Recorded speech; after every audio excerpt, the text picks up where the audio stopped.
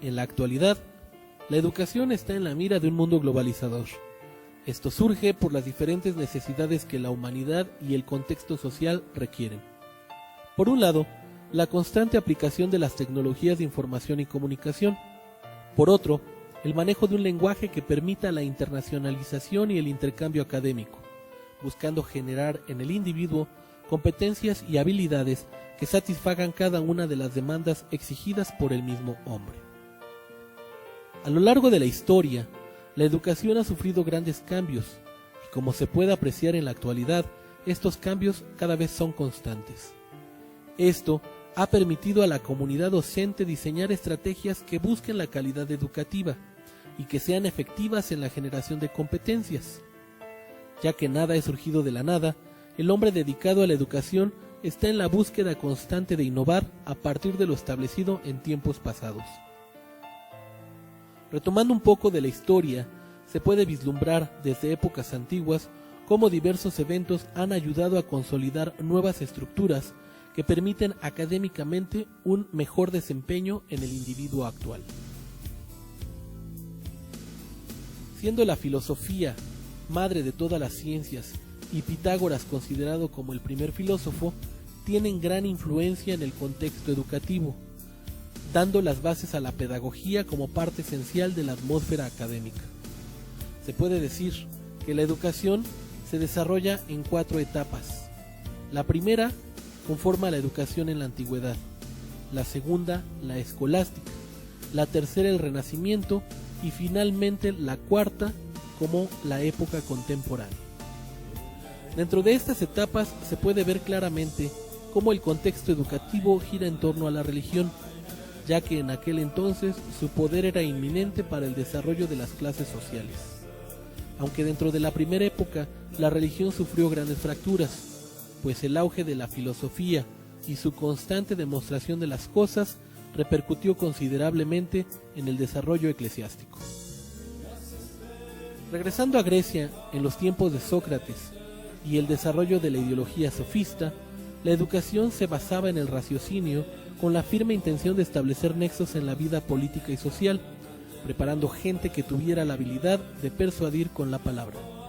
Cabe destacar que en este periodo el hecho de establecer criterios a partir de la filosofía permitió el desarrollo del humanismo, dando total importancia al hombre y a su progreso natural mediante una actitud crítica y reflexiva, además de adquirir conocimientos a partir de otras ciencias y el arte, pero sobre todo de la dialéctica y la mayéutica, ambos empleados por Sócrates. Al surgir el feudalismo, se denota una brecha que para ese entonces ya establecía una discriminación de clases, aunque finalmente la idea primordial era el control político y social que pudiera satisfacer los intereses eclesiásticos. En este caso, las clases pudientes como los señores y caballeros se preparaban para las armas y la cortesía, con la finalidad de remarcar la distinción de clases, de ahí el surgimiento de la nobleza. Durante esta época también surge la creación de las universidades por parte de las escuelas catedralicias, esto en el siglo XII, logrando una total autonomía. Posteriormente, a la llegada de la Revolución Industrial, la actividad científica e intelectual toma fuerza en la sociedad totalmente desligada de la religión. En la etapa de la escolástica, la religión gana terreno, retomando y propagando la fe cristiana, con la intención de llevar al hombre a la inteligencia en el entendimiento de los libros sagrados y definiciones dogmáticas, estableciendo un contraste entre la fe y la razón. Tiempo después, durante el auge de la dialéctica, se le otorgó un voto de confianza a la razón, con la finalidad de entender la realidad de la fe, contrario a los antidialécticos que apelaban a la autoridad de los santos y profetas. En el periodo del Renacimiento se consolidan las monarquías absolutas y el humanismo proclama la importancia de las artes sin negar la religión, retomando la literatura griega y los clásicos latinos.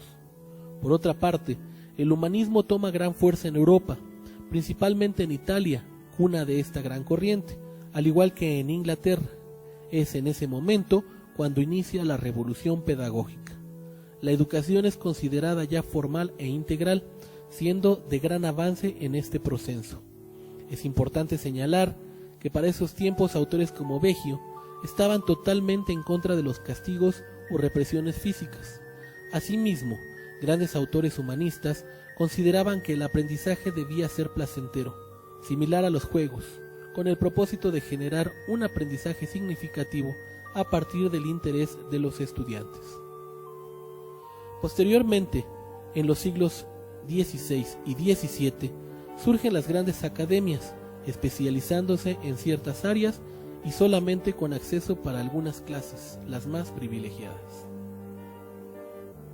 Movimientos importantes como la Reforma y la Contrarreforma dan origen a otros más, como es la renovación de la vida religiosa, e inculcar en los pueblos nuevamente las doctrinas que lleven a Dios, solo que ahora mediante algunas estrategias militares y dogmáticas, mientras que por otra parte se da la polémica centrada en Iglesia y el papado.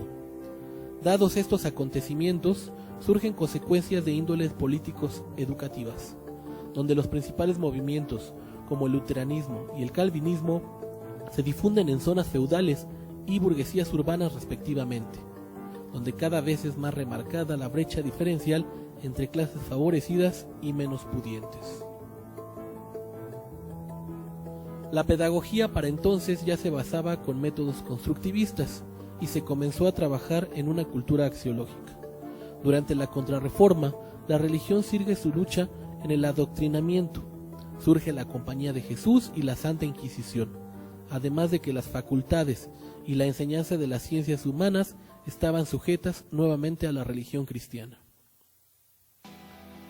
Durante el siglo XVII, algo trascendental en el ámbito educativo es el impacto de Juan Bautista de La Salle, dedicado a instituir escuelas gratuitas que impartían materias útiles para la vida, satisfaciendo las exigencias de los hijos del pueblo, enseñando algunos oficios. Pero lo más importante de este personaje, y con la finalidad de cubrir la escasez de maestros calificados, funda en Reims las escuelas normales para enseñantes laicos, respondiendo a las exigencias sociales con gran éxito. Finalmente, en lo que se refiere a la cuarta y última etapa, considerada como la época contemporánea, se caracteriza el impacto del romanticismo como movimiento histórico-cultural.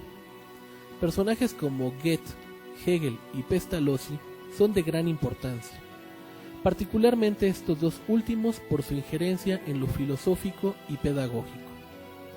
Asimismo, da comienzo el surgimiento de nuevas corrientes epistemológicas, como el idealismo, existencialismo, marxismo, positivismo, criticismo, historicismo, pragmatismo y la fenomenología principalmente, además de que a finales del siglo XIX y principios del XX, la educación y la pedagogía se caracterizan por la fundamentación filosófica de grandes autores como Freinet, Makarenko, Kilpatrick, Montessori, Cousinet y Dewey, entre otros, de los cuales, por ejemplo, Dewey, con su cultura progresista en Norteamérica, da pauta para que en nuestro país se le dé mayor énfasis a la educación.